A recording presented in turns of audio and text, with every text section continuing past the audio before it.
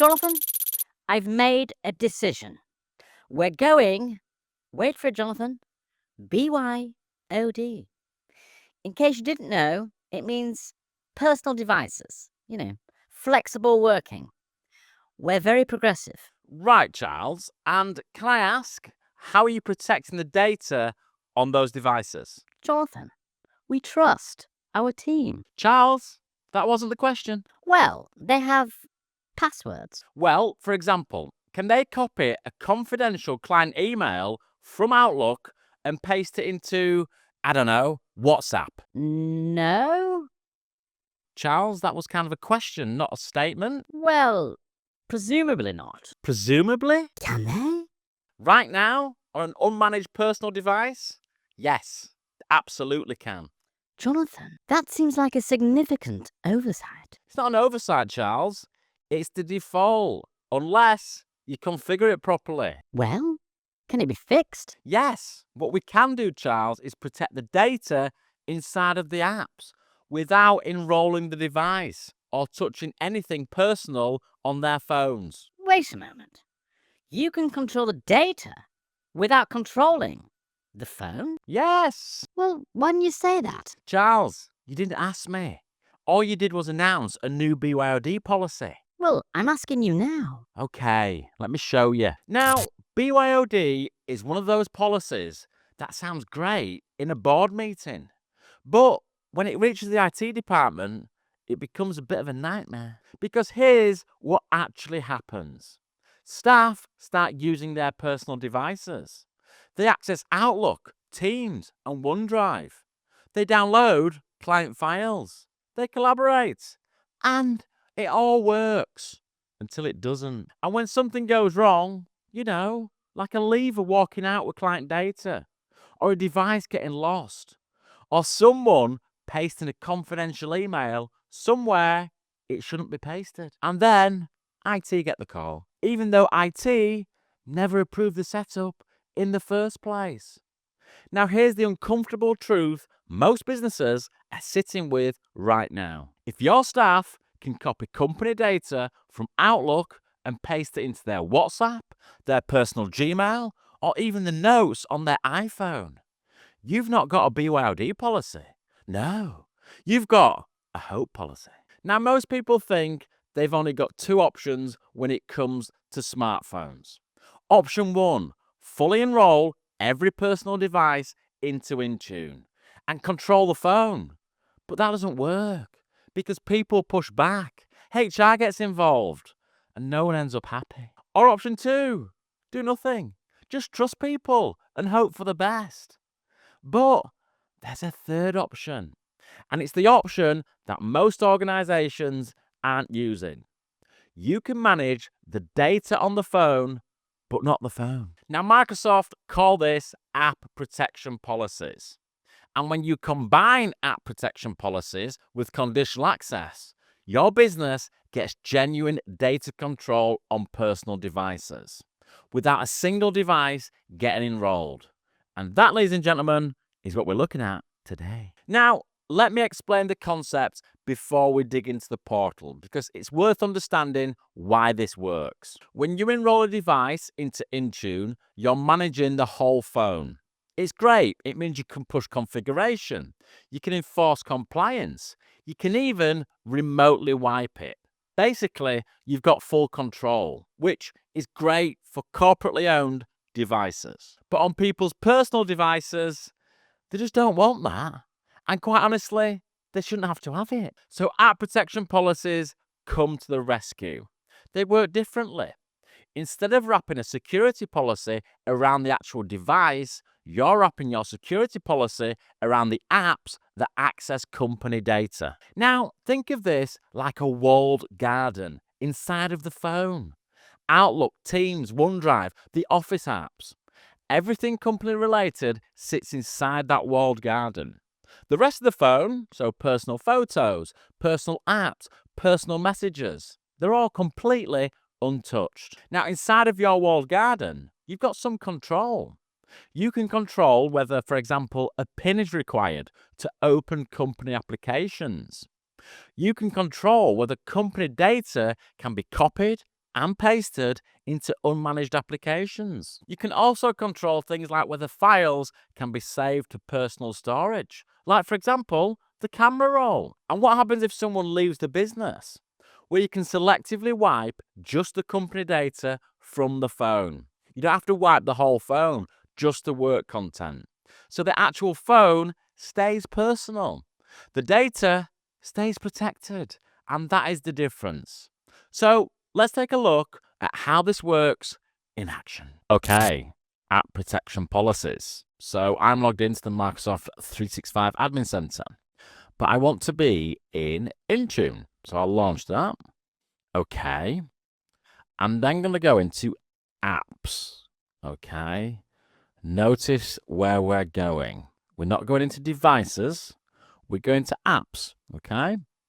And from there, we can go to protection. This is one of the key distinctions that maybe catches people out. So app protection lives under applications, not devices. Because remember, we're not managing a device. What we're doing is managing an app experience. So we will create a policy, and I'm going to test on an iPhone. Okay, so I'll do that there. You can also create an app protection policy for Android as well. The same logic applies. So I give this a name. Something like this. You can give it a description. Click on Next. Okay. We're going to target policy to where? Okay. We can look at all Microsoft apps, and I can click over there, and it'll tell you exactly what apps are going to be handled by this. Or call Microsoft apps. Okay. Again, I can look at that. So I'm going to do it for these apps here. Okay. These are the core apps that people want to use on their smartphones. Click on Next. Now, this is kind of where the real work happens, okay? All these settings. First of all, backup organizational data to iTunes and iCloud backups. We don't want that, do we? So we can block that, okay? What about sending organizational data to other apps? Okay, at the moment, it's set to all apps. I'm going to make this policy managed apps. That means data can move between Outlook, Teams, Word, the managed apps, but it cannot leave and go to an unmanaged app, okay? So this is kind of the copy-paste control. So things like copying Outlook data to a WhatsApp message, that will be blocked. But if you try to copy something in Outlook to Word, that would be okay, because we can send organizational data to other policy managed apps, okay? What about saving copies of organizational data? Blocked, okay? That means staff can't save company files directly to their camera roll or their personal storage, okay?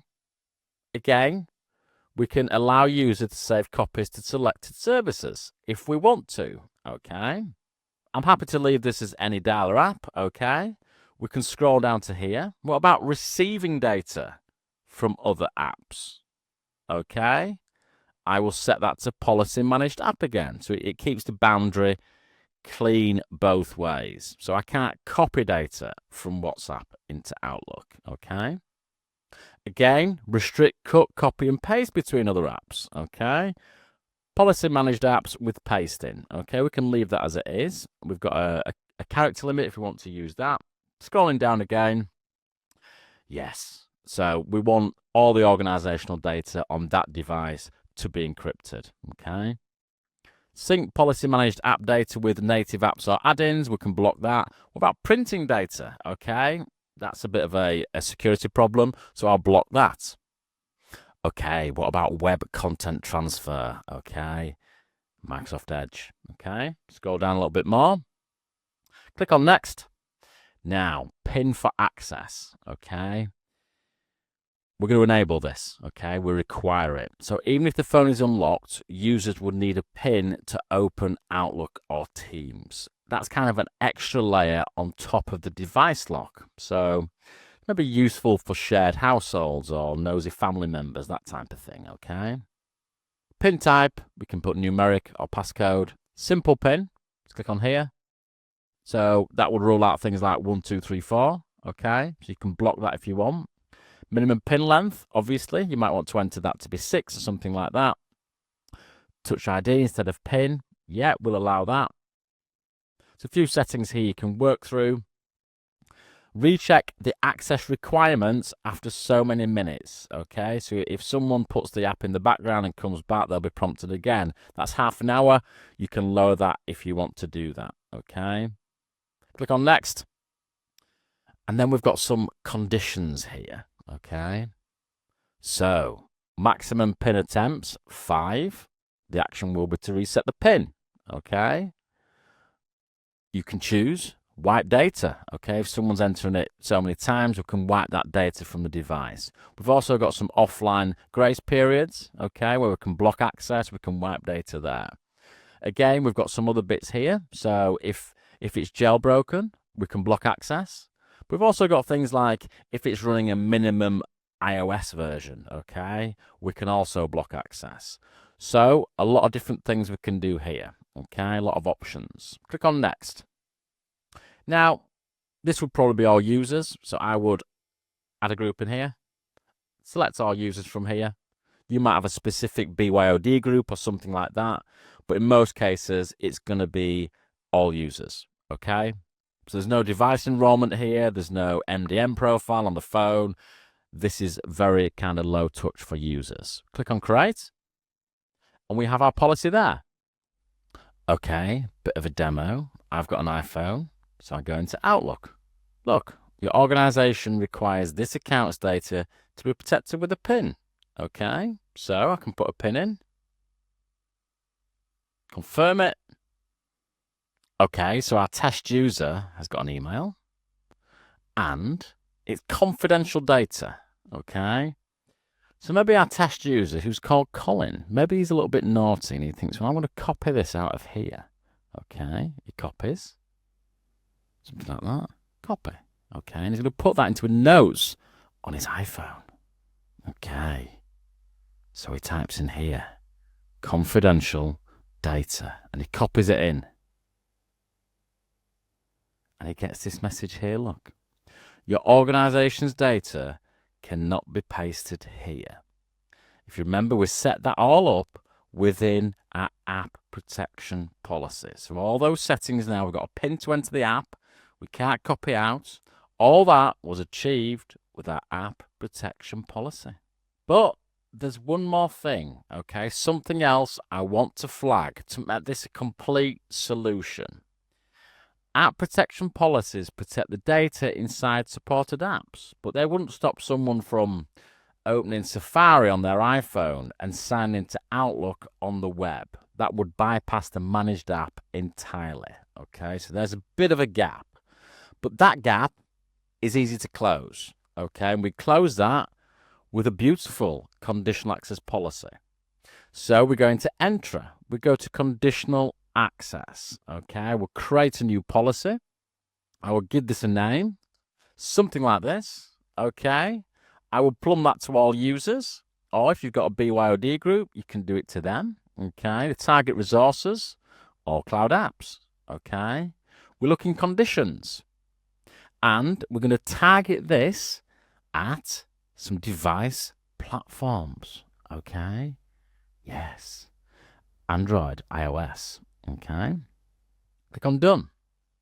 We will then go to here, and we will grant access, okay? But we would require an app protection policy. So that closes that security gap a little bit more. We would then select it and we'd switch it on, okay? Well, I've actually got security defaults on here, so I'm not going to create the policy.